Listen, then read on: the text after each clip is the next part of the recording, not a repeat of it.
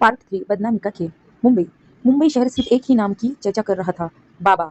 कुछ लोग उसे भगवान की तरह मानते थे तो कुछ लोग उसे शैतान कहते थे। लेकिन एक बात सच थी, मुंबई में उसके खिलाफ खड़े होने की हिम्मत किसी में नहीं थी। लेकिन अब उसे खत्म करने के लिए नहीं, बल्कि उसे बदनाम करने के लिए एक नया खेल शुरू हो चुका था।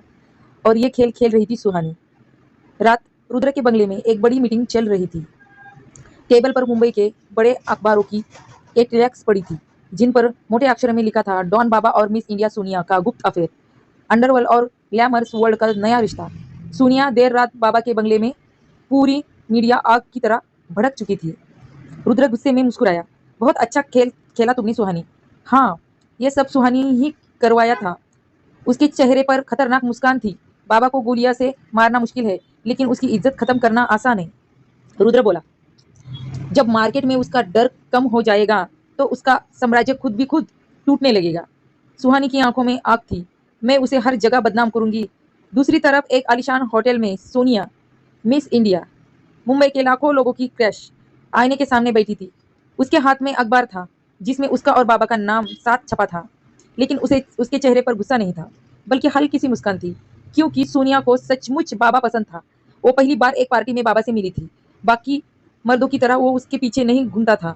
उसमें एक अलग ही खतरनाक आकर्षण था और सोनिया अनजाने में उसे प्यार करने लगी थी। लेकिन रुद्र सोनिया से बहुत प्यार करता था। ये बात सिर्फ सुहानी जानती थी, इसलिए उसने ये प्लान बनाया था, एक ही चाल में दो लोगों की जिंदगी बर्बाद करने की। बाबा और सोनिया। अगले दिन मुंबई के हर न्यूज चैनल पर वही खबर चल रही थी, डॉन बाबा और सोनिया का रिश्ते से अंडरवर्ल्ड में हलचल, रुद्र और बाबा के बीच नई जंग। लोग चर्चा करने लगे। सोशल मीडिया पर बाबा का मजाक उड़ाया जा रहा था। पहली बार मुंबई में किसी ने बाबा की इमेज खराब की थी। बाबा के बंगले में पूरा हॉल खामोश था। उसके आदमी सर झुकाकर खड़े थे। टीवी पर खबर खबर चल रही थी। बाबा शांति से सिगरेट पी रहा था, लेकिन उसकी आंखों में खतरनाक गुस्सा साफ दिखाई दे रहा था। एक आदमी ने डरते हुए पूछा, भाई ये सब किसने किया?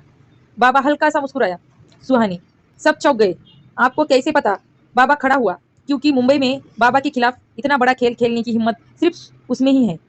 वो खड़ी खिड़की के पास गया। वो मुझे खत्म करने की कोशिश कर रही है, लेकिन उसे नहीं पता मैं उससे 10 कदम आगे चलता हूँ। उस रात सुहानी एक क्लब में गई थी। वह काले रंग की ड्रेस में बहुत खूबसूरत लग रही थी। पूरे क्लब उसके देख रहा था, लेकिन तभी चारों तरफ सन्नाटा छा गया। दरवाजा खुला और बाबा अंदर आया।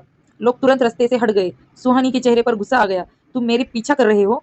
बाबा उसके सामने आकर खड़ा हो गया। तुम मेरा नाम खराब कर रही हो। सुहानी हंस पड़ी। अभी तो सिर्फ शुरुआत है। बाबा बोला, तुम्हें लगता है इससे बाबा कमजोर हो जाएगा? हाँ, तो तुम गलत सोच रही हो। उसकी आवाज में खतरनाक शांति थी।